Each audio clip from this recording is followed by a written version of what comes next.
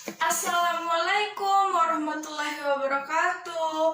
Halo adik-adik, perkenalkan nama kakak Rika Karina Putri dari Program Studi Pendidikan Sekolah Dasar Fakultas Keguruan dan Ilmu Pendidikan di Universitas Mataram. Oke, baik. Sekarang kakak akan menjelaskan atau kita akan belajar tentang siklus hidrologi atau siklus air. Adik-adik penasaran ya? Ayo kakak akan jelaskan tentang siklus hidrologi atau siklus air. Ada sebanyak 97,5%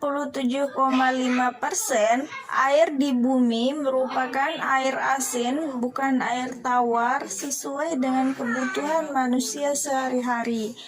Dari 2,5% air tawar yang ada tidak dapat digunakan karena berada di tempat yang jauh dan tidak terjangkau. Air sangat penting bagi kehidupan makhluk hidup di bumi. Fungsi air bagi kehidupan tidak dapat digantikan oleh senyawa lain. Sebagian besar tubuh makhluk hidup terdiri dari air. Baik adik-adik, sekarang kita akan beralih ke pengertian siklus hidrologi. Nah, adik-adik tahu nggak siklus hidrologi itu artinya apa? Nah, langsung saja kakak akan menjelaskan tentang arti dari siklus hidrologi. Nah, hidrologi itu artinya ilmu yang mempelajari air yang di atas atau dalam bumi. Nah, kalau siklus hidrologi atau siklus air adalah rangkaian atau tahapan yang dilalui oleh air dari bumi ke atmosfer dan kembali lagi ke bumi. Dengan kembalinya siklus air ke atmosfer melalui 3 peristiwa, yaitu penguapan atau yang disebut dengan evaporasi dan transpirasi. Nah, adapun yang kedua itu pengembunan atau kondensasi. Nah, dan ketiga itu adalah jatuhan atau presipitasi.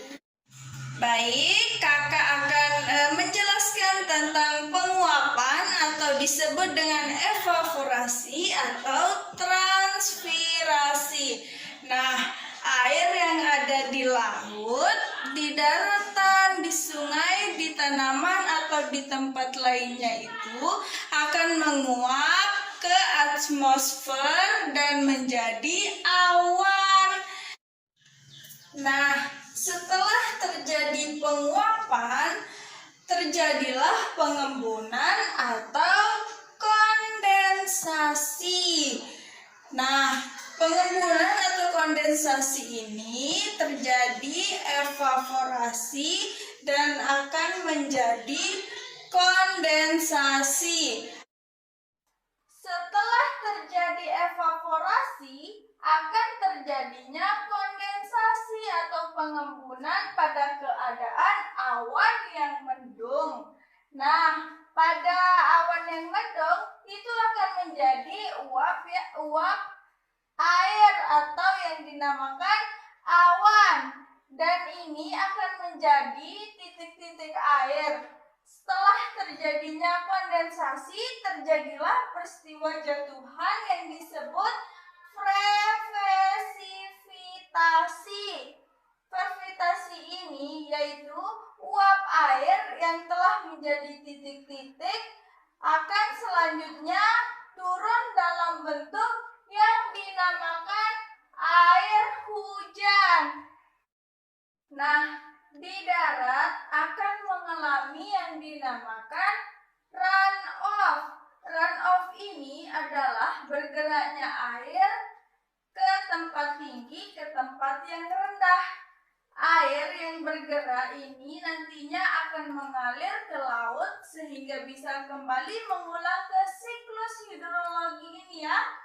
Nah, perlu diketahui juga, air yang jatuh di darat tidak akan selalu menjadi runoff, tapi bisa bisa juga mengalami infiltrasi, yaitu meresapnya air ke dalam pori-pori tanah. Hanya itu yang bisa kakak jelaskan kepada adik-adik. Jika kakak punya salah kata, mohon dimaafkan.